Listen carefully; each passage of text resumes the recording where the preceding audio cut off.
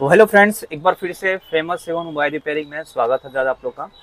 देखिए, आज बहुत ही ज़बरदस्त सोल्यूशन लेकर के आया हूँ मैं।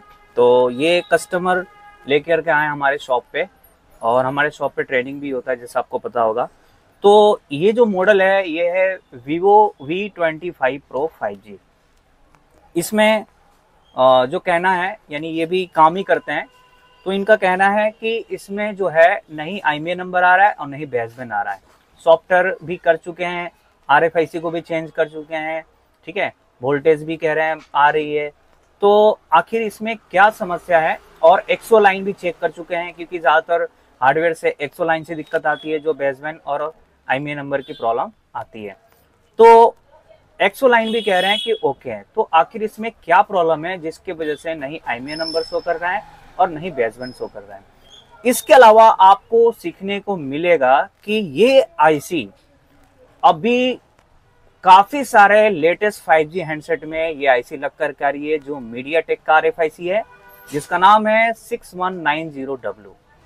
अभी मैं आपको स्क्रीन पे लगा देंगे, जो ये काफी सारे मॉडल में 5G हैंडसेट में लग कर के आ रही है। और शायद ये बहुत ही कम भाई लोग इस आईसी के बारे में जानते होंगे कि इस आईसी को चलने के लिए क्या क्या वोल्टेज चाहिए, है ना, कितनी तरह का वोल्टेज चाहिए, कौन सी वोल्टेज फ्लैक्चुएशन आती है, कौन सी वोल्टेज स्टेबल आती है। तो इस वीडियो में बताएंगे आप लोग को कि किस कंडीशन में स्टेबल वोल्टेज आती है अगर ये आईसी लगी है तो, और किस कंडीशन में फ्लैक्चुएशन वोल्टेज आती है, ठीक है।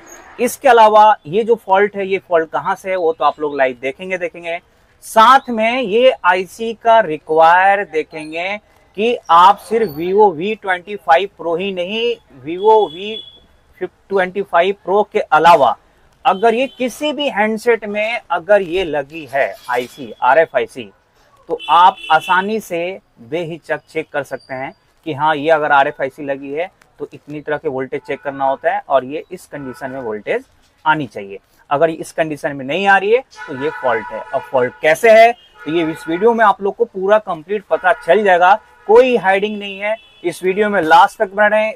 अब मैं यहाँ पे आपको हम दिखा रहे हैं कि देखिए, जब सिम लगा के चेक कर रहे हैं तो इसमें क्या किस टाइप की रिस्पॉन्स आ रही है, किस तरीके से हमें इसको चेक करना है स्टेप बाय स्टेप। बस आप लोग वीडियो में लास्ट तक बने रहें, और इस चैनल पे नए हैं तो सब्सक्राइब जरूर कर लीजिए, क्योंकि इस चैनल पे आपको कोई भी वीडियो उठा के देखेंगे तो आपको बहुत कुछ, हर वीडियो में नॉलेज वाला वीडियो होगा, हर वीडियो से आपको सीखने को मिलता है। क्योंकि जो हम सोचते हैं कि जो हमारे क्लासेस के लिए या फिर जो हमारे वीडियो में जो टाइम दे रहे हैं, कीमती टाइम दे रहे हैं, उनको वैल्यूएबल हो, उनको नॉलेज मिले, ज़्यादा से ज़्यादा नॉलेज मिले। ये ना कि आया और कुछ मैंने आपको बोल दिया कि ये चीज़ सीखने के लिए अब मेरे क्लास को ज्वाइन करो, ऐसा बिल्कुल नहीं है। अगर मैं वीडियो बनाऊँ तो कंप्लीट बनाऊँ, हाँ, बाकी आपकी इच्छा है, क्लास लेना ना लेना वो आगे, और क्या है डेटा, वो तो सारी चीज़ें आप लोग को पता ही होगा कि जब हम यूट्यूब पे फ्री इतने हम खुल कर दे सकते हैं तो ऑनलाइन भी तो और भी डेटा होगा, है ना। तो आते हम यहाँ पे और आप लोग को हम समझाते हैं कि कैसे इसको फॉल्ट फाइंडिंग करना होता है। ये RFIC लेटेस्ट है, और इस RFIC के बारे में शायद आप फर्स्ट टाइम समझेंगे कि इस आईसी का रिक्वायर क्या होता है। तो आते हैं हम यहाँ पे और दिखते हैं और सारी चीजें करते हैं स्टेप बाय स्टेप, ठीक है। वीडियो में लास्ट तक बने आप लोग, ठीक है। तो फ्रेंड्स, ये देख सकते हैं कि इसमें जो है सिम लगी हुई है। मैं एक बार दिखा देता हूँ मैं। और ये सिम जो है अपना खुद का लगाया मैंने, क्योंकि जेन्युइन फ़ोन है, कोई दिक्कत नहीं है। देखिए, ठीक है, जियो का सिम लगा है। अब यहाँ पे अगर हम चेक कर रहे हैं IMEI नंबर, तो स्टार है 06#। देखिए, IMEI नंबर नहीं आ रहा है। और इसकी अगर हम बेसबैंड वर्जन चेक करें तो देखिए, बेसबैंड वर्जन भी अननोन है। हमें आना है किस में, अबाउट फ़ोन, सॉफ्टवेयर इंफॉर्मेशन। देखिए, बेसबैंड वर्जन भी क्या लिख कर आ रहा है, अननोन लिख के आ रहा है। क्या लिख कर आ रहा है, अननोन लिख कर आ रहा है। तो IMEI नंबर और बेसबैंड वर्जन बिल्कुल नहीं आ रहा है। कस्टमर RFIC चेंज कर चुके हैं, यानी ऑलरेडी वो काम करते हैं। RFIC वो एक नहीं बोले 2 बार कर चुके हैं, ठीक है, फिर भी ये प्रॉब्लम सेम है, सॉफ्टवेयर भी कर चुके हैं। तो ये हम चेक करेंगे स्टेप बाय स्टेप ये फॉल्ट कहाँ से है, और वीडियो को में लास्ट तक बना है। वीडियो अच्छा लगे तो लाइक कमेंट्स करना बिल्कुल ना भूलें आप लोग, क्योंकि बहुत भाई लोग लास्ट में जो है ना वो भूल जाते हैं। और मैं कमेंट्स का रिप्लाई मैं खुद ही देता हूँ। तो जो भाई डेडिकेशन के साथ हमारे क्लासेस का वीडियो देखते हैं, समझते हैं, तो वो पर्सनली जो भी डाउट क्वेश्चन हो, कन्फ्यूज़न हो, तो अपने डाउट क्वेश्चन को क्लियर कर सकते हैं हमसे पूछ करके, या व्हाट्सअप हो या कॉलिंग के थ्रू हो। तो अब हम यहाँ पे क्या करेंगे, इसको चेक करेंगे कि सिम लगाने के बाद कहाँ पे क्या क्या सप्लाई आनी चाहिए। और एक बार जो है मैं आप लोग को डायग्राम में समझा देते हैं कि इस आईसी को चलने के लिए कितनी वोल्टेज चाहिए और कहाँ कहाँ पे हमें जाकर के चेक करना है। और यदि इसका डायग्राम स्कीमेटिक नहीं है तो हमें दूसरे मॉडल को ओपन करके कैसे समझना होता है ये भी आपको पता चल जाएगी। ठीक है, तो वीडियो में बहुत मजा आने वाला है, क्योंकि इस वीडियो में लास्ट तक बने रहे। आप भी बोलेंगे क्या गजब का ये नॉलेज मिला। ठीक है, फर्स्ट टाइम ऐसे RFIC on YouTube channel. Hardware solution खोल रखे हैं और ऑलरेडी हम मॉडल को खोल रखे हैं यहाँ पे, Vivo V25 Pro का ये नेटवर्क। ठीक है, तो सबसे पहले हम ये दिखा देते हैं कि ये जो IC लगी है 6190W, ये एक मॉडल नहीं कई सारे मॉडल में लगी हुई है। ठीक है, तो एक बार मैं यहाँ पे सर्च करके हम आप लोग को दिखाना चाहेंगे कि देखिए ये IC जो है कितने सारे मॉडल में लगी है। और यदि अगर आप इसको समझते हैं, इस IC का रिक्वायर्ड समझते हैं, तो सिर्फ आप Vivo V25 Pro ही नहीं, इसके अलावा और जितने सारे मॉडल में ये IC लगी है 6190W, देखिए यहाँ पे हमने पहले भी सर्च कर किए हुए थे, तो यहाँ से हम अगेन आएंगे हम सर्चिंग में।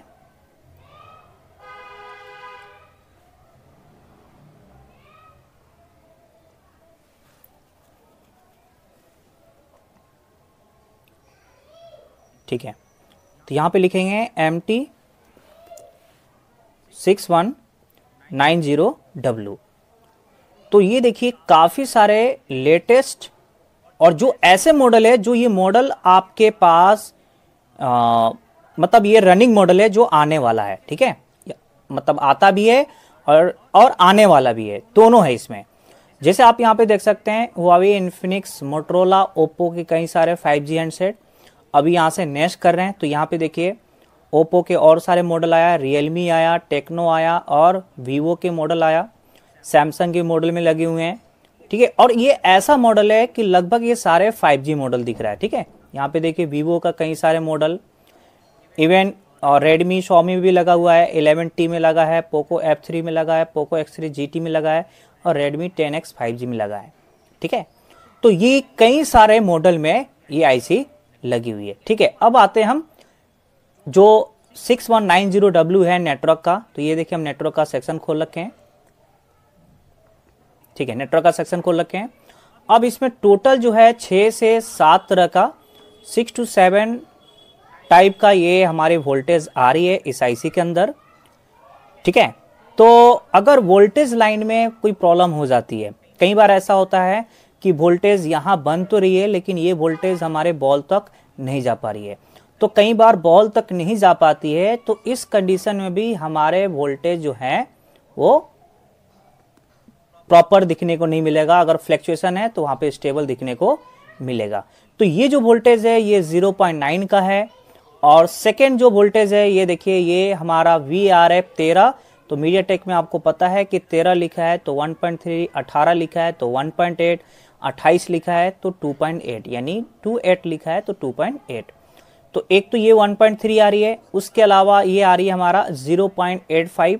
तो 1, 2 और ये 3, ये हमारे क्लॉक RFIC के अंदर आ रही है फ्रीक्वेंसी। और देखिए एक वोल्टेज यहाँ पे है VRF 18 PMU जो इस कैपेसिटर से होते हुए IC के बॉल पे जा रही है। और एक है हमारा VA 12 यानी 1.2 जो इस कैपेसिटर से होते हुए इस IC के अंदर जा रही है।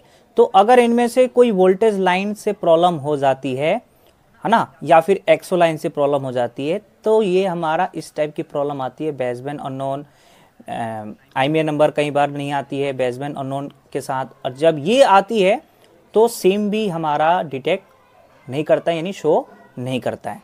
ठीक है, तो ये वोल्टेज आने का प्रोसेस क्या है, थोड़ा सा मैं आपको समझाने की कोशिश करेंगे।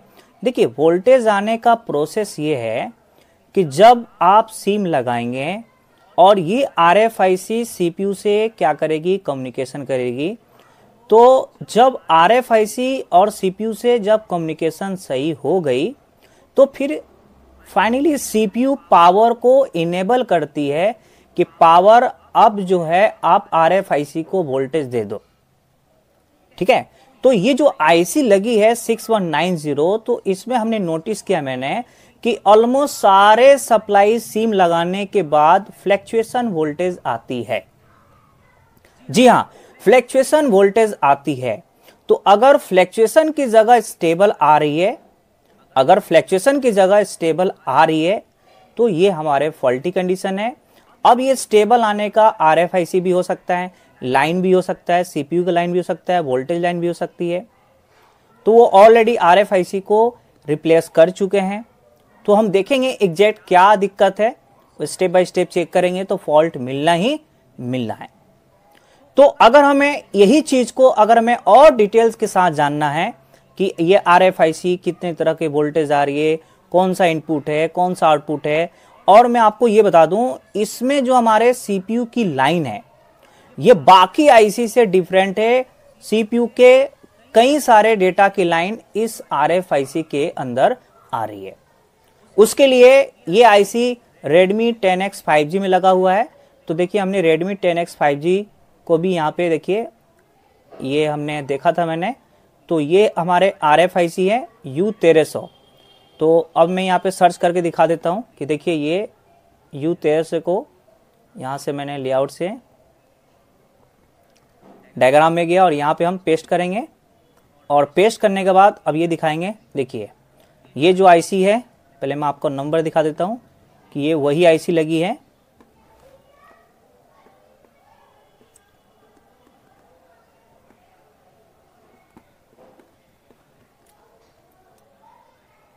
ठीक है, यहाँ पे हमारा लिख करके नहीं आ रही है, कोई बात नहीं। अब मैं देखिए ये रहा MT6190। ठीक है, अगर मैं इसका कॉम्पोनेंट खोलूं तो यहाँ से आपको क्लियर हो जाएगा। कॉम्पोनेंट रेडमी के, हम Redmi 10X में आते हैं, Redmi 10X 5G।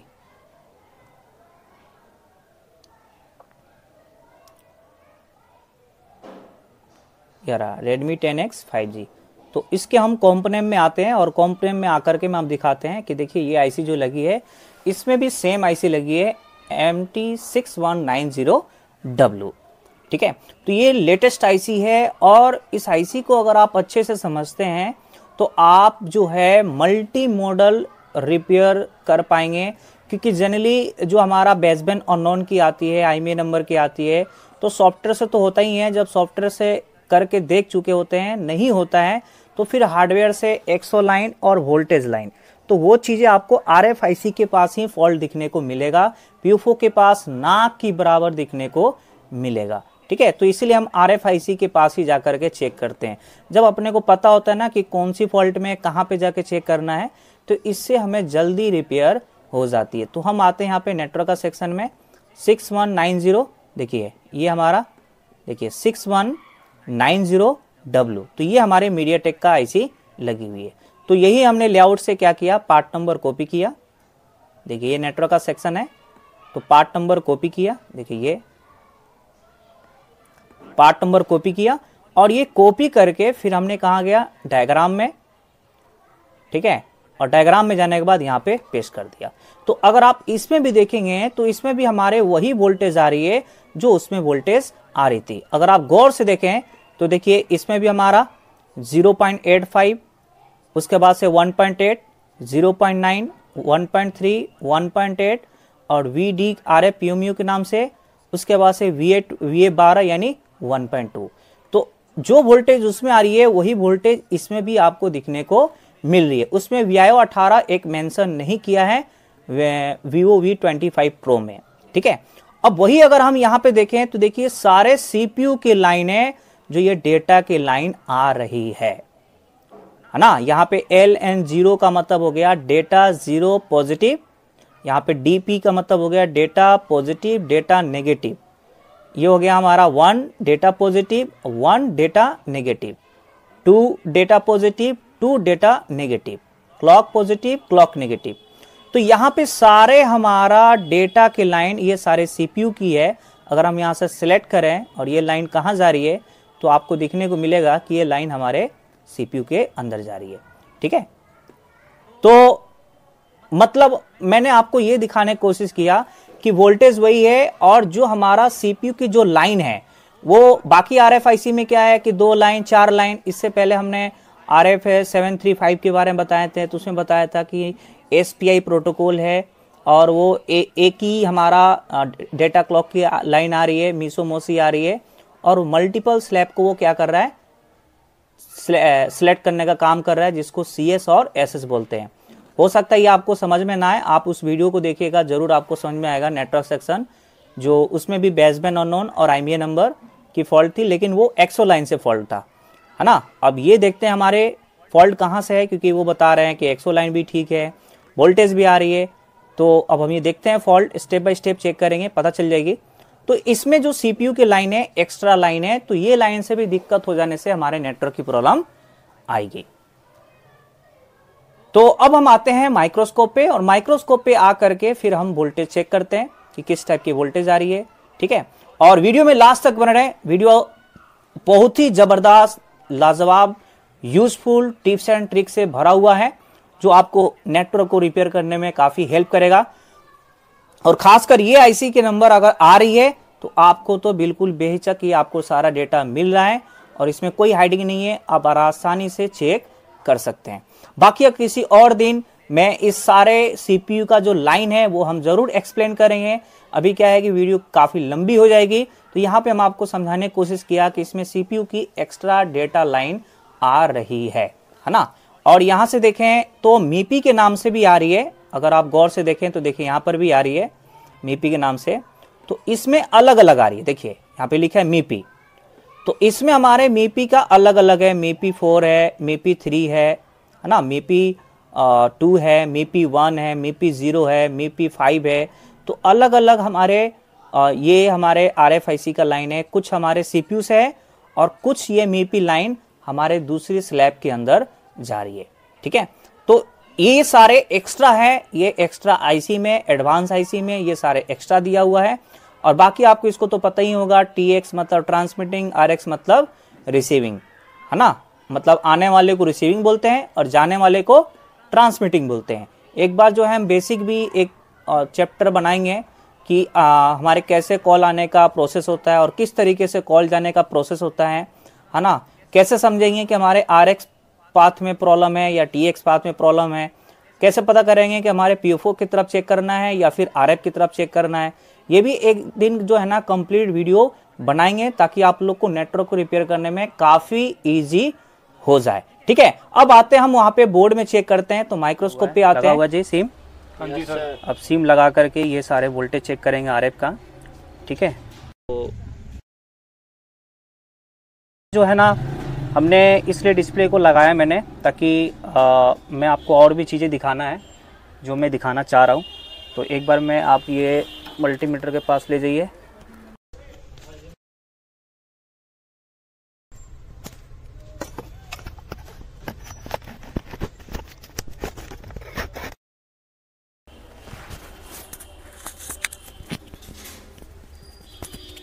ठीक है, तो अब यहाँ पे अगर हम डायग्राम आपको स्क्रीन पे लगा देते हैं ताकि आप लोग को साफ साफ समझ में आए कि कहाँ पे क्या चेक करना है।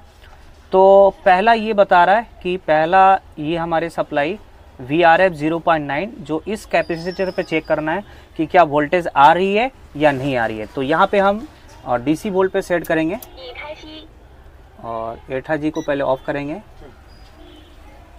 ठीक है, अब यहाँ पे हम ब्लैक को ग्राउंड करेंगे।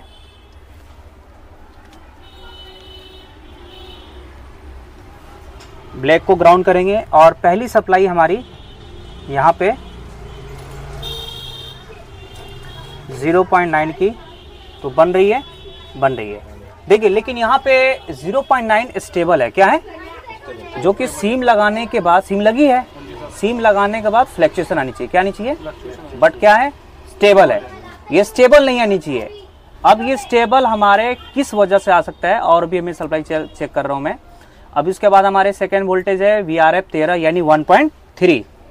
तो 1.3 यहाँ से तीसरे नंबर कैप पे हमें चेक करना है, ठीक है। तो तीसरे नंबर कैप पे चेक करना है। 1.3 भी देखिए स्टेबल है, जो कि ये भी स्टेबल सही कंडीशन में नहीं आती है। सिम लगा के चेक करें तो ऐसे स्टेबल नहीं आनी चाहिए। तो स्टेबल आ रही है, इसका मतलब क्या है कि हमारे RFIC प्रॉपर कनेक्टिविटी नहीं है, प्रोटोकॉल कम्युनिकेशन से बिगड़ा हुआ है। अब चाहे वोल्टेज से हो चाहे हमारे CPU से हो, ठीक है। अब मैं यहाँ पे चौथी वोल्टेज चेक करें तो VRF 18 तीसरी वोल्टेज यहाँ पे, तो देखिए VRF 18 पे आ रही है 1.8, वो भी स्टेबल है ना। और उसके बाद से है VA 12, तो VA 12 यहाँ पे इस वाले कैपेसिटर पे आ रही है। बड़े वाले पे चेक कर सकते हैं, छोटे वाले पे, तो करीब करीब 1.2 भी वोल्टेज आ रही है। उसके बाद से ये रहा VDIG RF, तो इस पे हम वोल्टेज चेक करते हैं कि इस पे कितनी वोल्टेज आ रही है, इस पे वोल्टेज कितनी आ रही है एक बार हम देख लेते हैं। हमारा कौन सा कैपेसिटर है, ये वाले कैपेसिटर है। तो VDIG 18 पे भी हमारे वोल्टेज स्टेबल दिखने को मिल रही है। तो यहाँ पे स्टेबल वोल्टेज नहीं आनी चाहिए, जो कि स्टेबल आ रही है। तो अब उन्होंने क्या क्या कर चुके हैं और क्या करना है, अब अपने को आप लोग को हम समझा रहे हैं। यानी अब अपने को कहाँ जाके ये चेक करना है ताकि ये फॉल्ट फाइंड जल्दी हो जाए। कौन कौन से लाइन चेक करना है, क्योंकि वोल्टेज चेक कर लिए, वोल्टेज हमारे फ्लक्चुएशन की जगह स्टेबल आ रही है। अब स्टेबल हमारे आने की दो ही रीज़न हो सकते हैं, या तो RFIC, तो कह रहे हैं RFIC हमने चेंज कर चुके हैं, तो RFIC और CPU या फिर पावर से सही से कम्युनिकेट नहीं हो रही है, जिसके वजह से यहाँ पे वोल्टेज जो है वो क्या है, स्टेबल है, ठीक है। तो अब मैं इसके बाद क्या करना है, अब आप लोग वीडियो में लास्ट तक बने रहें और अच्छा लगे तो लाइक कमेंट जरूर कीजिएगा, ठीक है। अब हम यहाँ पे क्या करेंगे, ये वोल्टेज स्टेबल होने का दो ही रीज़न, या हमारे जो पावर IC से जो वोल्टेज आ रही है हो सकता है इसकी बॉल तक, यानी RFIC की बॉल तक प्रॉपर नहीं जा रही हो, या फिर जो हमारे CPU का कम्युनिकेशन होती है, क्योंकि इसमें एक्स्ट्रा लाइन है, उसमें कोई दिक्कत हो गई हो। तो हम सबसे पहले वोल्टेज लाइन चेक कर लेंगे कि हमारे पैड तक ओके है या नहीं है। तो हम इस RFIC को क्या करेंगे, रिमूव करेंगे, और रिमूव करके हम इसके सारे वोल्टेज लाइन पैड पे चेक करेंगे कि वहाँ तक हमारी कनेक्शन है या नहीं है।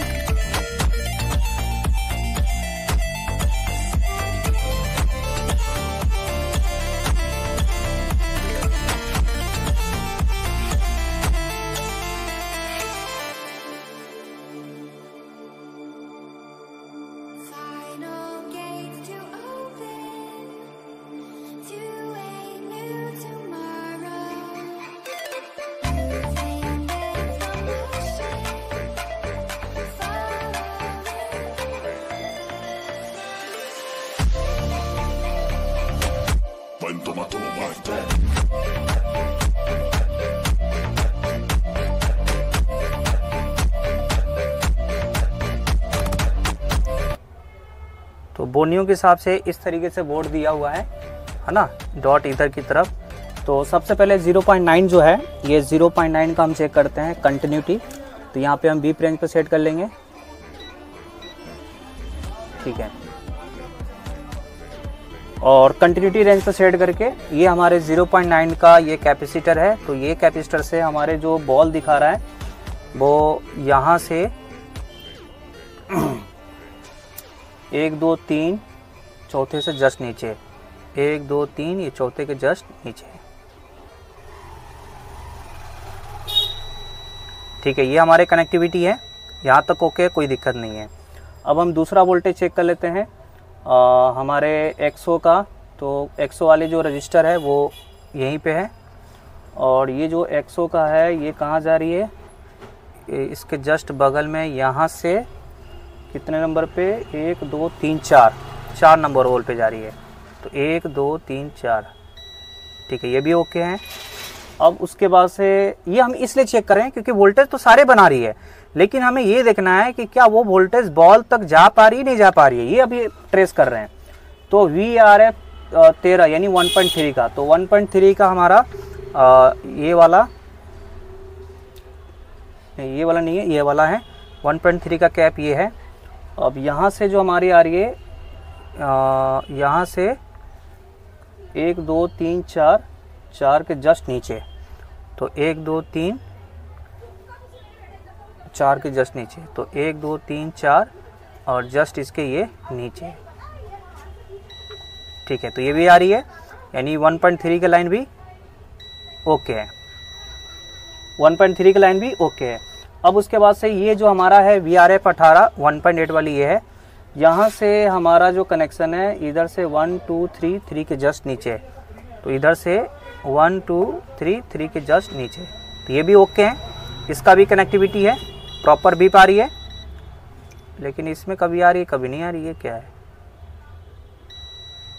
ठीक है ओके है, वो प्रॉपर टच नहीं हो रही थी, तो ये भी ओके है। अब उसके बाद से VI 12 यानी 1.8, तो 1.8 वाला जो है ये भी है, ये भी है, तो हम यहाँ से चेक कर लेंगे। बड़ा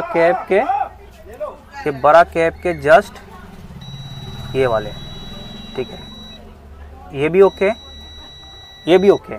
तो वोल्टेज लाइन मतलब है कि सारे ओके बता रही है। एक और हमारा है VDRF, ये भी हम चेक कर लेते हैं, जो 0.6 की वोल्टेज थी। तो यहाँ से देखिए ये बिल्कुल हमें एंड तक कनेक्टिविटी चेक हो रही है कि हमारे जैसे वोल्टेज बन रही है लेकिन स्टेबल है। अब स्टेबल आने का रीज़न कि हमारे RF जो है IC कम्युनिकेट नहीं कर रही है, या फिर RF IC ख़राब हो गई है, या फिर वोल्टेज उसके अंदर प्रॉपर नहीं जा रही है, या फिर CPU से और RF के बीच में कोई प्रॉब्लम हो गई है। तो वोल्टेज लाइन में कोई प्रॉब्लम दिखने को नहीं मिली, राइट। तो अब हम क्या करेंगे, हो सकता है कि जो भाई ये काम करने के दौरान ये जो बॉल आपस में शॉर्ट कर दिए हैं, हो सकता है इसके वजह से हमारा कोई CPU वाली लाइन शॉर्ट हो जा रहा हो, जिसकी वजह से इस टाइप की प्रॉब्लम आ रही है बेसबैंड अननोन और I-मैनेज। तो एक बार हम क्या करेंगे, एक बार हम मास्किंग करके देख लेंगे, और मास्किंग के बाद अगर सही हो गया तो ठीक है, अगर नहीं हुआ तो फिर हम CPU वाली लाइन को भी चेक करेंगे कि वो लाइन ओके है, यानी यहाँ तक कनेक्शन है या नहीं है। तो एक बार हम क्या करते हैं, फटाफट मास्किंग कर लेते हैं, और मास्किंग करके फिर हम देखते हैं, क्योंकि हमारे वोल्टेज लाइन एक्सो लाइन सब क्या बता रहा है, ओके बता रहा है। तो एक बार हम मास्किंग करके देख लेते हैं, क्या पता ये इससे भी हो जाए। जब इससे ना हो तो फिर CPU में 100% मिलेगा। तो एक बार हम मास्किंग करके देखते हैं। वीडियो में लास्ट तक बने, वीडियो अच्छा लगे तो लाइक कमेंट जरूर कीजिएगा, क्योंकि के लिए सबसे बेस्ट ट्रिक मुझे क्या लगता है मैं आप लोगों को थोड़ा शेयर करते हैं। हो सकता है मेरे से भी बेटर कोई भाई लगा रहे हैं, वो बात की बात है, लेकिन उन भाई के लिए बहुत हेल्पफुल होगा जो मास्किंग करने में दिक्कत होती है उनको, है ना। तो कैसे करना होता है, यानी एक इजी प्रोसेस क्या है, देखिए सबसे पहले इसके नियर बाई आपको UV को ऐसे रख देना है, ठीक है। ये देखिए हमने यहाँ पे रख दिया। अब उसके बाद से नया ब्लेड लेना है, बिल्कुल नया ब्लेड, ठीक है। और नया ब्लेड ले करके फिर क्या करना है, नया ब्लेड ले करके फिर उसके बाद से बिल्कुल नोक पे, हो सकता है आपका ज़्यादा हाथ अगर हिल रहा हो तो आप ऐसे सपोर्ट ले सकते हैं, ऐसे यहाँ पे फिंगर रख सकते हैं, और बिल्कुल नोक पे ऐसे आपको ऐसे डीप करना है, और डीप करके जहाँ लगाना है वहाँ पे बस बीच में ऐसे छोड़ दीजिए। देखिए ज़्यादा हमें बाद में स्क्रैच करने की ज़रूरत भी नहीं पड़ेगी। देखिए ऐसे आपको बीच में ऐसे छोड़ देना है। देखिए इतना परफेक्ट तरीके से ये मास्किंग हमारे हो रही है। देखिए ये देखिए, ठीक है, इस तरीके से।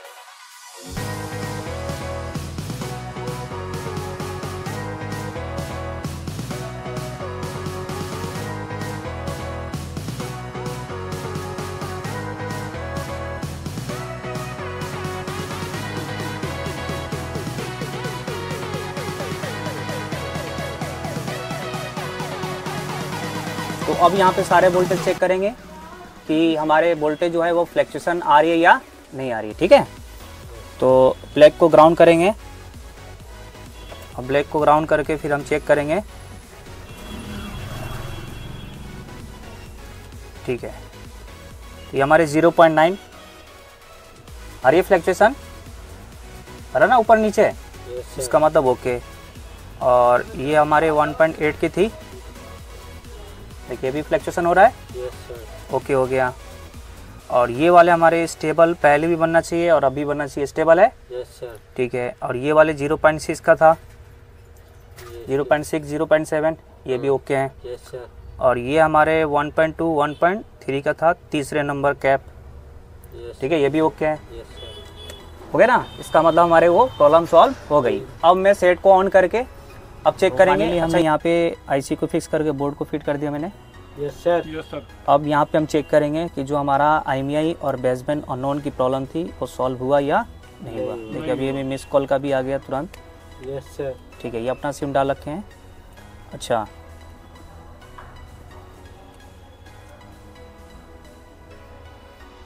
ठीक है, यहाँ पे देखिए नेटवर्क प्रॉपर आ गया, दिख रहा ना, यहाँ पे प्रॉपर नेटवर्क आ गया। और जब नेटवर्क आ गया तो जाहिर सी बात है कि बेसबैंड अननोन और IMEI नंबर भी आ गया होगा। स्टार है 06 हैश, देखिए आ गया। Yes sir. और बेसबैंड भी हमारा ये आ गया होगा। Yes sir. एक बार हम सेटिंग में जा करके चेक करते हैं।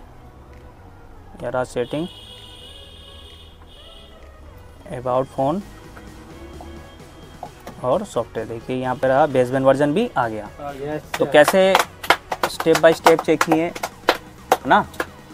फॉल्ट यानी ये कहाँ से मिला कि हमारे वोल्टेज लाइन जो था, मतलब हो सकता है जो बॉल शॉर्ट था उसके वजह से ये प्रॉब्लम आ रही थी, क्योंकि दो ही रीजन्स हो सकता है, या तो वोल्टेज प्रॉपर जा नहीं रही है या फिर RFIC ख़राब हो गई है। तो RFIC वो दो चेंज कर चुके थे फिर भी नहीं हुआ। तो ये सारे स्टेप बाय स्टेप चेक किए। अब इस तरीके से जब रहता है ना तो हमें फॉल्ट मिल ही जाता है। ठीक है, तो आई होप आप लोग को भी समझ में आया होगा कि इस IC को चलने के लिए क्या क्या रिक्वायर्ड चाहिए, है ना। अब मैं लाइक कमेंट ज़रूर कीजिएगा। मिलते हैं हम नेक्स्ट टॉपिक में, नेक्स्ट वीडियो में अच्छे टॉपिक के साथ, अच्छे सोल्यूशन के साथ। तब तक थैंक यू वेरी मच।